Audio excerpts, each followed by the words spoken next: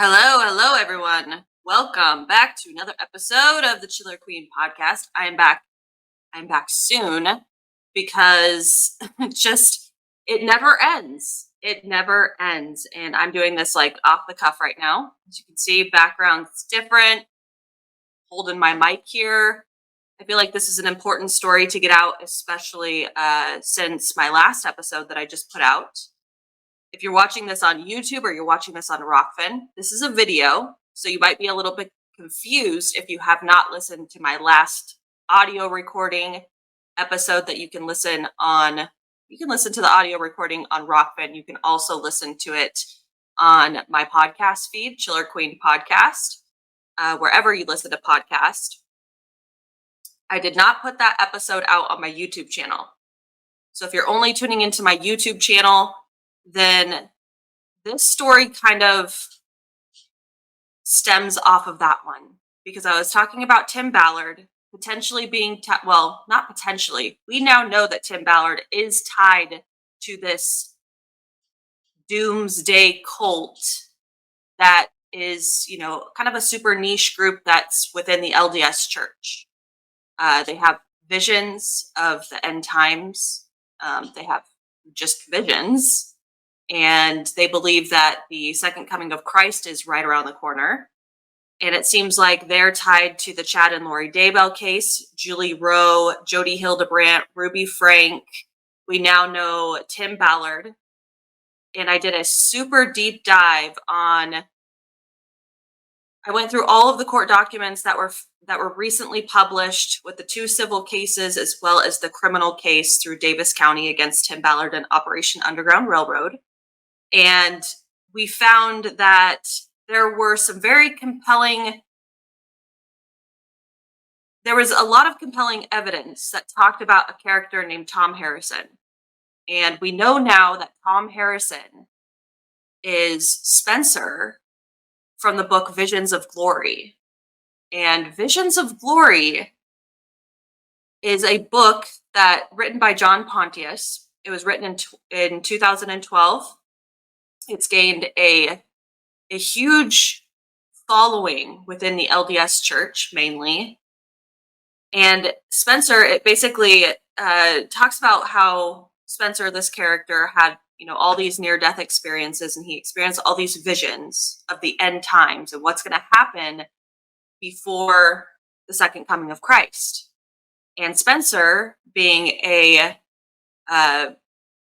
somebody who believes that he is somebody who's going to help usher in the second coming of Christ, we found out later that Spencer in the book was actually a man named Tom Harrison. And that Tom Harrison, it was an account of all the visions and near-death experiences that he had. And come to find out, Tom Harrison had secret meetings with Chad Daybell, about Lori and Chad Daybell.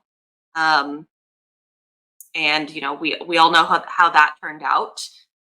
We know Ruby Frank and Jody Hildebrandt. That's a case that's going on right now of child abuse. We know that Jody Hildebrandt is a huge aspect of that plays into that case. She's talked at a lot of the Eternal Core conferences that was founded by Tom Harrison. There's so much to unpack with this. And it's really hard to keep up because all these cases like Maurice Harker, Julie Rowe. Julie Rowe was an energy healer, and she had visions and she had dreams and she had scribes write about them. And she wrote books on it. And Chad Daybell was the one who published these books. Rod Meldrum with Preparing a People. There was like a cult within that. We know that Rod Meldrum is tied to Ken Krogh, and Ken Krogh works with Tim Ballard. There's so many elements that tie back to this doomsday end times prepper cult that seems to be committing heinous crimes. Chad and Lori Daybell killed Lori's children, allegedly Chad's wife, Tammy Daybell, Lori's husband. Her brother is dead now. Jody Hildebrandt and Ruby Frank abused children. Maurice Harker abused his patient to rid her of demons, tying back to this doomsday end times cult that seems to be, it's not necessarily the book Visions of Glory. I think that is an element to this. And I think Tom Harrison plays a huge role in making people believe in this doomsday,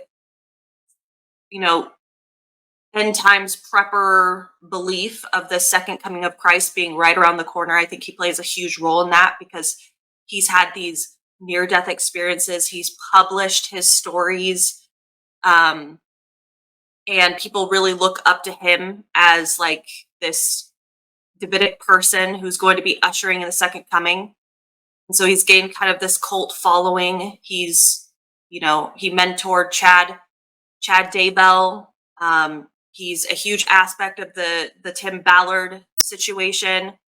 Highly suggest listening to my last episode because it goes a lot deeper into that. So if you don't know what I'm talking about right now, I just felt like I needed to get this information out because there's something happening within this community.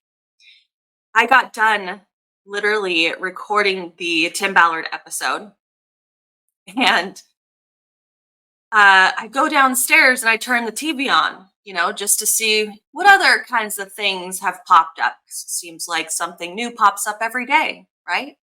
And all of a sudden I see this kid that's been kidnapped. This Doomsday family has been, has kidnapped this kid and he's missing. And I'm like, Doomsday, that sounds a lot like what, I've just been diving into. So I go and I start listening to it. And the dad who's looking for his son, Blaze, starts talking about how his wife began to have this, develop this extreme belief system that started in 2015. She started following people like Julie Rowe, and she started believing that the second coming of Christ was coming, and that, she started buying all of this prepper gear, thousands of dollars worth of gear to prepare for the end times, and that they took off. They took Blaze. They took her son, and he's looking for him. Now, this story has a good ending because this just happened a couple days ago, and when I looked into it, Blaze was still missing. We know now that Blaze is safe, thank God. But this is just another story that I want to get out there because this is all tied to this cult that that people need to be aware of. People need to be aware of this whole situation that's happening because all of a sudden now all of these crimes seem to keep popping up and they seem to all have the same characters in it. So let's talk about this. Let's just, because I'm doing this off the cuff right now, I'm going to share this video. This is Blaze's dad. Blaze was the one who went missing. And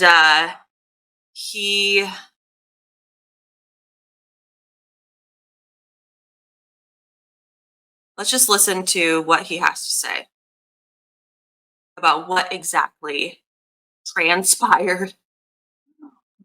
And then we're going to break it down. We're going to break it down how it relates to this, all these characters, Visions of Glory, Tom Harrison, all these doomsday preppers. The most powerful writing often comes from confronting taboos. Yeah. Why don't we start from the top and tell me what you can. Sure. So Monday afternoon at about 4:45 p.m. Local time in Arizona, I received a phone call from my son-in-law, and I answered the phone call, and he said, "Ben, our worst nightmares have come true." And I said, "What are you talking about?" He said, "They've left. They're gone." And I said, "Who's left? Who's gone?" He said, "Abby, Blaze, and Spring." Abby is his wife, Spring is his wife, and Blaze is my child, who's 16, left to go to Boise, Idaho, on a flight from Phoenix Sky Harbor direct to Boise, and that Brooke Hale, who is my brother-in-law, my wife's brother, was waiting there to pick them up. I raced home. I met my son-in-law, Braden, at my house to get more details. He said that his wife, Abby, had asked him to come home early for lunch because she was not feeling well and needed to go to the doctor. So he came home at about 10:30 a.m. He had noticed the Ring doorbell on their apartment had been taken off, and he thought that was strange. So he knocked on the door, and Abby let him in. And she was in the process of packing luggage with all kinds of winter gear, survival gear, camouflage. And he asked her obviously what she was doing, and she said, "We need to go. We need to leave now." And she explained where they were going and that they wanted him to come, that Brooke had bought tickets for all of them, and that they needed to leave immediately. He resisted and said, I do not want to go. My daughter was emotional. Braden was emotional. They called Brooke. Brooke tried to persuade him, shared some dreams with him, shared some scriptures with him, told him he needed to be like Zoram, who followed Lehi and his family into the wilderness, and to just have faith. Braden felt very uncomfortable. He, in the moment, just was so shocked. He said that he needed to get out of there. He walked out of the apartment, went down the stairs, went and sat in his car that was parked in the apartment parking lot. He noticed that my wife was there in her car with Blaze in the front seat. As he sat in his car, he saw Abby come down with all the luggage. They put the luggage into the back of the car and they drove away. This all happened around 11 a.m. Arizona time. So then Abby and Blaze are your two kids. Abby's 24 and Blaze is 16. Okay. Yes, they both are my kids. And their uncle told them to leave Arizona and come to Idaho. My wife, Abby, and their uncle all believe in this rapture and this doomsday scenario that's about to happen according to the beliefs they have. And they three made the decision that now was the time to go gather. And Blaze's role in all of this, they believe he is something called a Davidic servant. Let's stop right there. Okay. A couple of things I want to point out from this, okay? They're talking about they believe in this end times doomsday thing that is currently happening, which a lot of people now are starting to think it's literally like happening right now, because I'll tell you why. Well, I'll tell you why here in a little bit, but there are some events that are going on in this world right now, and people think that this is lining up with these visions that some of these people have had of the end times. And so they truly believe that the second coming of Christ is right now, you know, like they're preparing, they're going, and these radical beliefs are causing them to do these crazy things. So Blaze, they believe that Blaze is a Davidic servant who is supposed to be helping to usher in the second coming of Christ. Now, what we found was that Blaze does not actually believe in any of this stuff. He's a 16-year-old. He's into sports. He's into football. He has sports coming up. He would never leave that. Like he doesn't actually believe in any of this stuff, but his sister Abby got involved with her mom and started, having these visions and believing in this kind of stuff. And she started preparing. And so they all had this shared belief that he was the Davidic servant, that he was going to help usher in the second coming of Christ. The reason why this is significant is because the book Visions of Glory is about a Davidic servant who is supposed to help usher in the second coming of Christ. Okay, Tom Harrison, Spencer, Chad Daybell thought that he was a Davidic servant. So that's very significant. Another thing about this is that they talked about how they were in Arizona, and the one thing that he didn't mention is that they actually were located in Gilbert, Arizona. Okay. And they left to Boise, Idaho. They took a plane to Boise, Idaho. The reason why this is significant is because Gilbert, Arizona, we know that's where Lori Vallow, Lori Daybell, I guess you could say, she lived, and Melanie Gibb,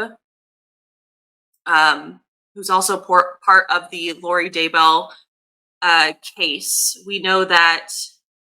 Let me see. I wrote notes on this.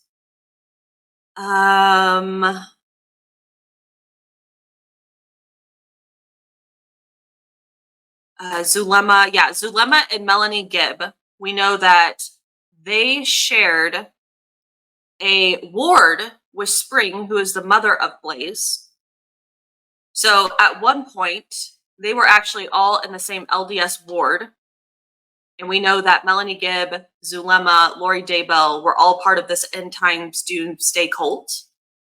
And so they went from Gilbert, Arizona, and they flew to Boise, Idaho. Boise, Idaho being, where the Lori Daybell trial went on. So those are just a couple of things that I want to point out so far that tie this to this larger cult that's going on. So let's listen to the rest of what he has to say. So they felt like they need to protect him, and they needed to take him to this undisclosed location where he would receive his calling and understand his role in the second coming and the Savior's return to the earth.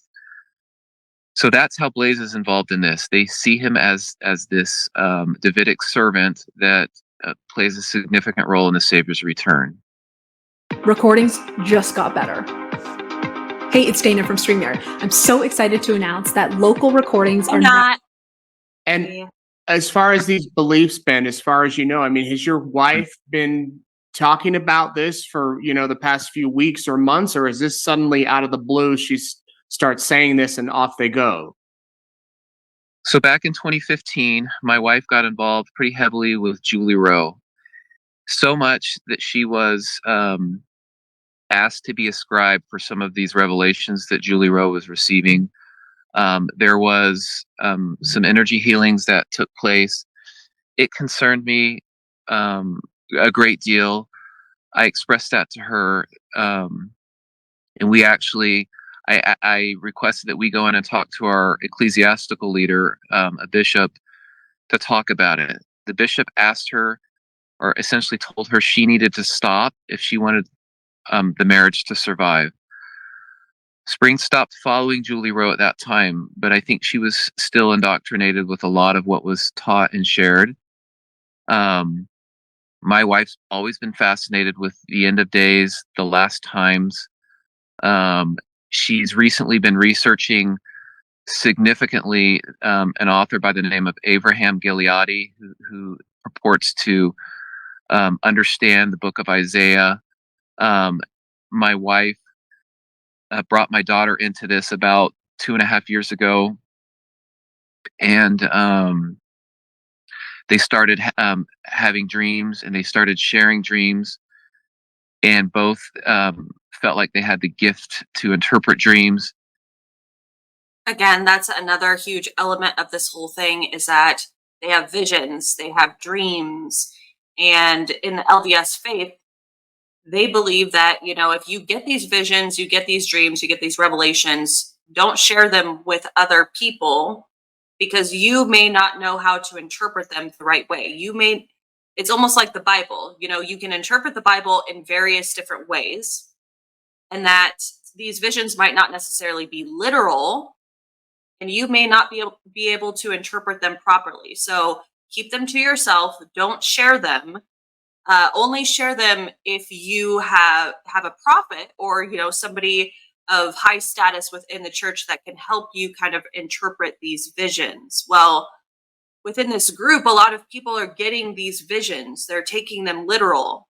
And a lot of these visions can actually sometimes contradict each other's visions. It's almost like they argue about whose visions are correct, and people looked at the book Visions of Glory and took all of what this person saw, literally looking for signs on earth right now, trying to interpret these visions. And so there was also a workbook that was out there with this book on teaching people how to have their own visions of, what's going to happen with the end times. And Tim Ballard, in his story, he talks a lot about his visions and talking to the dead prophet Nephi and how he's going to be a U.S. senator. He's going to be a prophet of his own LDS church. He's going to be the president of the United States and usher in the second coming of Christ. So visions, near-death experiences is a huge aspect of this prepper community. They brought my brother-in-law into this about a year and a half ago when he was going through a pretty significant crisis in his own marriage. And he just has taken it and run with it. But yes, my wife has been involved in these types of things in one way or another for many years. She's always been a church attending, a temple worthy member of our church and served in callings, but on the side, she's had this hobby of researching the second coming and signs of the times and the end of the world. Okay, so when she took off, though, were you surprised that she took it this far, or was it kind of that's kind of along the path she was going?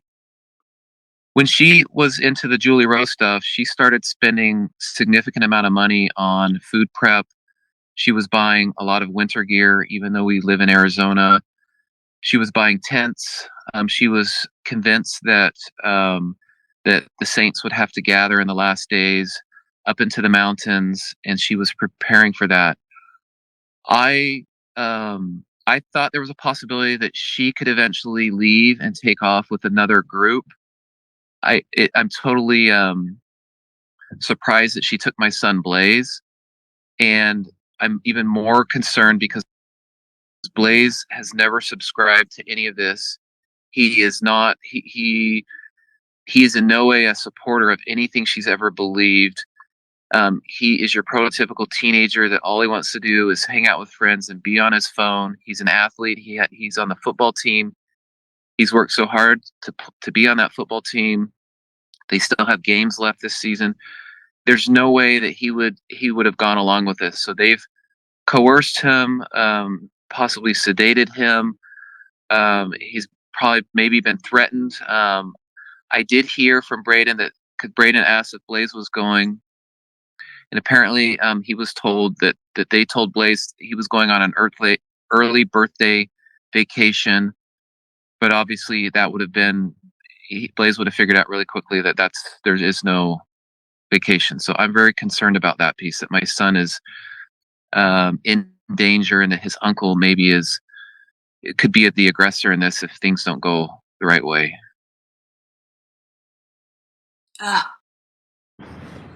For a little savings, specialist Sorry Laura buys about in all bulk. these ads. For That a I lot didn't of have savings, ads. she I bundles. do. Yeah, and that's why, everyone involved here except your son is an adult, so they're obviously free to do what they want. But when you have a 16-year-old, is there any sort of custody arrangement between? You're still married to Spring, right? I'm still married to her. There was a petition filed for a dissolution last week between her and I. She's been wanting to divorce me, but she did not want to be the one to file because it's public record in Arizona. So we had been separated, living at different locations in the same city. But as strange as it sounds, we've had a great relationship recently. Without saying too much, the best relationship you could have as a married couple. We've been getting along.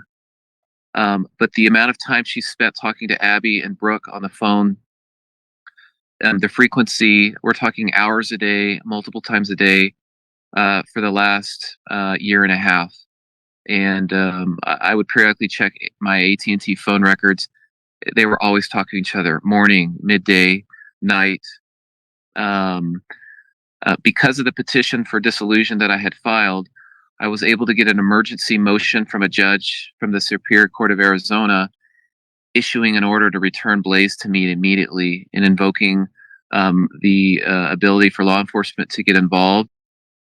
I don't want to show this entire video, but there's some things that he says that I think are, little things that I think is really important in this whole situation, because I don't think that there's a lot of people who truly, truly understand that a lot of the stuff that's coming out of the Mormon community right now, and I'm not talking about Mormons, all Mormons, okay? I'm talking about this very niche group of Mormons who seem to have these radical beliefs that seem to be tied to sexual misconduct, spiritual grooming, child abuse, murder. The list goes on and on and on. And so there needs to be these dots being pieced together, especially with all this reporting, because I think that, we like to sometimes separate these cases as one-offs. And when you really dive into them, they all seem to be connected to this group. And when you dive a lot deeper, this group is way bigger than the Chad and Lori Daybell group, Jody Hildebrandt, Tom Harrison, all that kind of stuff. This is a very, very large community of people.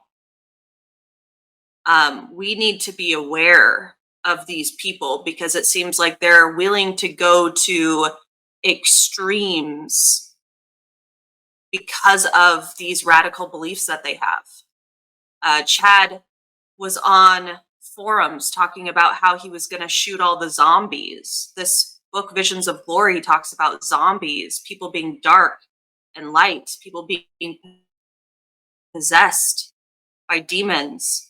Chad and Lori Daybell thought that JJ and Tylee were zombies and that they were possessed by dark spirits and that they needed to rid them of these dark spirits. And that's why they killed them. If you listen to Lori's statement that she gave at the end of her trial and her conviction, she is in another world. She is completely out of it and she's completely delusional.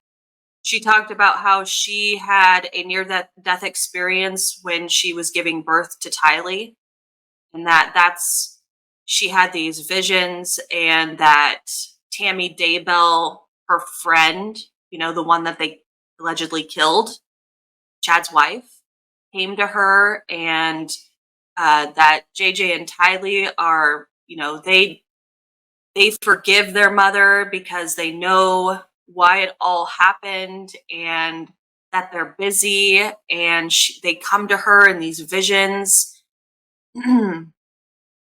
They're still wrapped up in this delusion, and they're even going so far as kidnapping. And the reason why this Blaze situation was so concerning was because Blaze didn't believe in this end times belief that they have. And if he was going to become belligerent and fight back, let's say, when he found out that he wasn't actually going on this birthday vacation, this surprise birthday trip, and they realized that they're going out into the mountains to prepare for the second coming of Christ, and that he was the Davidic servant to usher in the second coming of Christ. When he became belligerent, what type of steps would they take after that in order to keep this kid from running away or any of that kind of stuff? Look at the situation of JJ and Tylee, who were murdered. What would they have done to Blaze? Thank God Blaze has been found and he's safe, and the mom has now been charged. But what if we didn't find him? You know, like what could they have done because of these radical beliefs that they have? Even Lori is still caught up in this delusion. She's in prison. She was behind killing her ex-husband, her 2 kids, Chad's wife. And she still thinks that all this was done for a greater purpose that we just all don't understand yet. Maurice Harker broke the thumbs, black eyes, neck injury. His patient at one point thought that she was going to die because he was trying to rid her of demons. Jody Hildebrandt.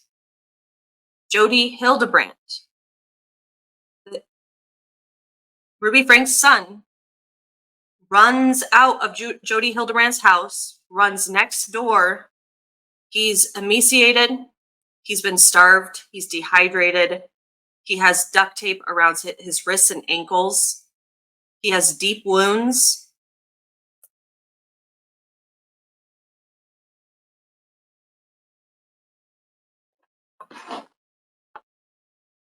I'm on fire, guys, and things are falling apart now. Obviously, it just wants me to shut up.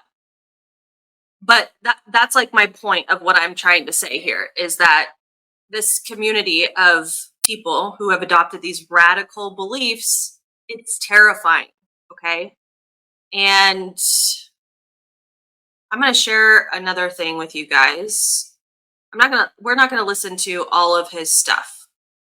We're going to look at some of the other things that I collected from this story to kind of tie it to this larger group that I'm talking about. You know, he talks about how this all started back in 2015. What was happening during 2015? That was the Julie Rowe.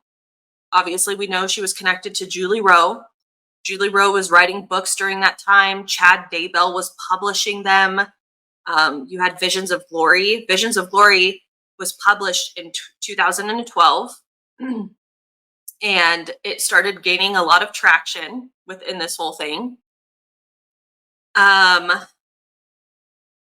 You know, they talked about Blaze being the Davidic servant. I already talked about that.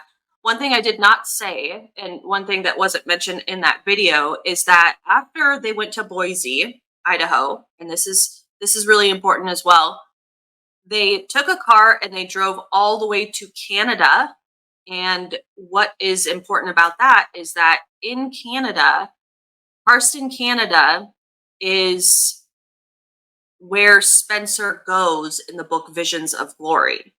Okay, so that's another thing that I found interesting, that they went to Canada. Oddly, Blaze was actually found in Alaska.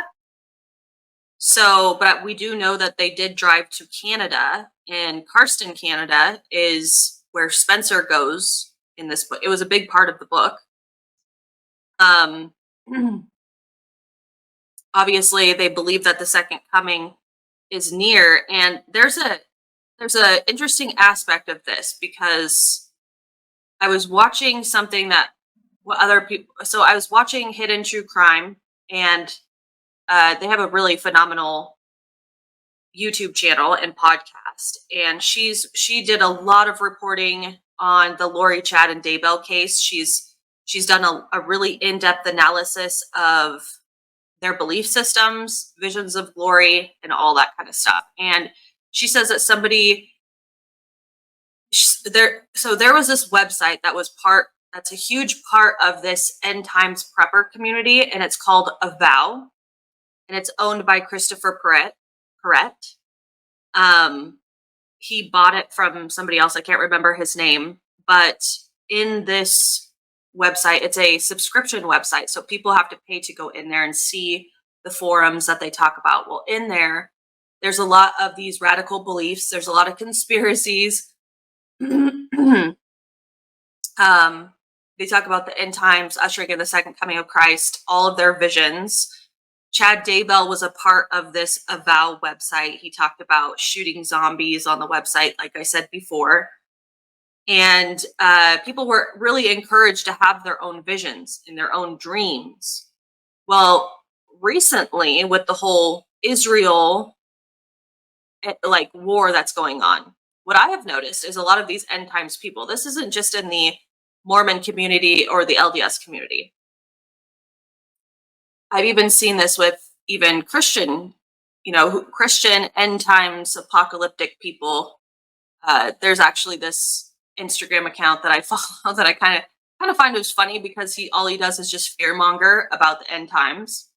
And not to say I haven't talked about how I think that we are living in biblical times, but also we know that we're never going to know when the second coming of Christ is. We're never going to know when the end times is going to be, and how many times throughout history have people thought we were living in biblical times and that the end times were near. I think ever since it was even talked about in the book of Revelations, or has been prophesied by all these prophets talking about the end times, people have looked for signs of the end times, and here we are.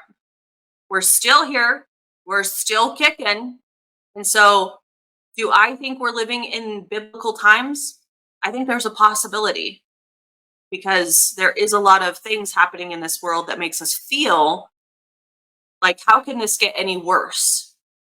But I feel like humanity has constantly been in those cycles, and that it's not something that we need to take so literal that we need to assume that it's going to be right around the corner, because we don't know when it's going to be or if it's ever going to happen. And so we need to focus more on living our life to the fullest, to the best that we can, and be the best versions of ourselves, rather than preparing for this disastrous ending of humanity. I don't think there's anything wrong with preparing for a natural disaster that could potentially occur. There's nothing wrong with that. But if you are completely changing your entire life, you are kidnapping people, you are taking them off into the mountains, you are sexually assaulting people, you are murdering people, because you truly, truly believe and you have adopted this mindset that any day now, the second coming of Christ is coming, and you have special intel of when that's going to be, which is weird because, doesn't the Bible talk about how we will never know the day, the time, the hour of when it's going to happen?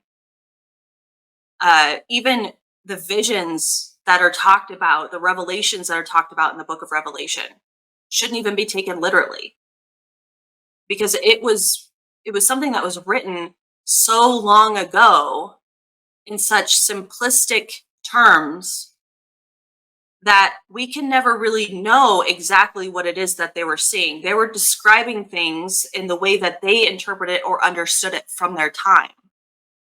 We are a lot more advanced now, and we could never really understand or know specifically what they're talking about. And so we can only speculate. But it seems that Tom Harrison, these books, these visions that he's having, some of these other end times, near-death experiences books of the last times, seem to be influencing a lot of people, and they're taking it literally. And anyways, I just went on a tangent. But what I'm talking about is this Avow website. Recently, Christopher Perrett had apparently sent out a email to all past subscribers and current subscribers of the Avow website.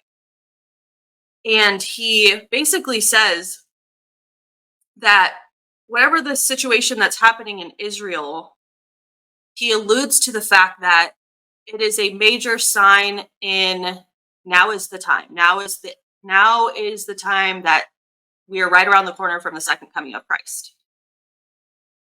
And all of a sudden, Abby and her mom, Spring, have these visions. They have these dreams. And the next day they start packing and they kidnap Blaze and they take off to Boise, Idaho, which then they leave to Canada, and then they end up in Alaska. They believe that Blaze is this Davidic servant who's going to be ushering in the second coming of Christ.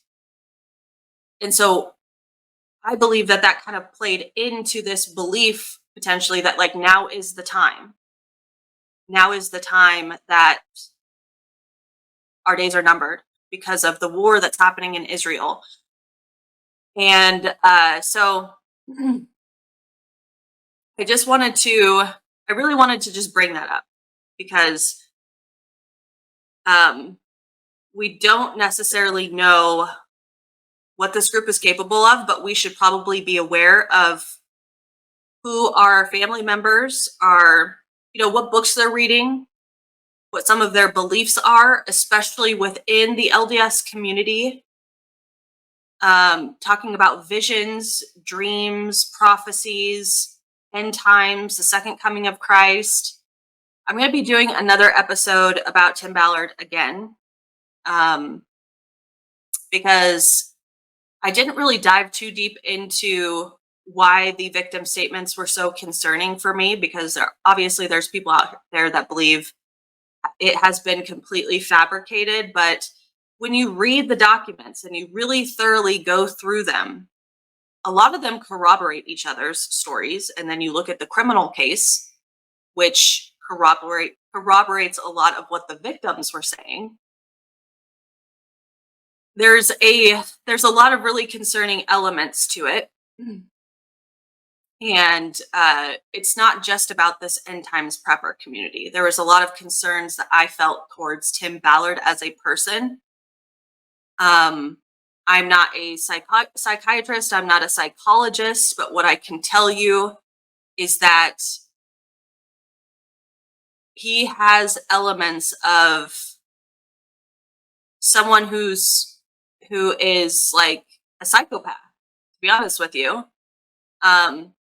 He is a manipulator, and the way that he manipulated these women and the people around him and the group of people that he had surrounding him,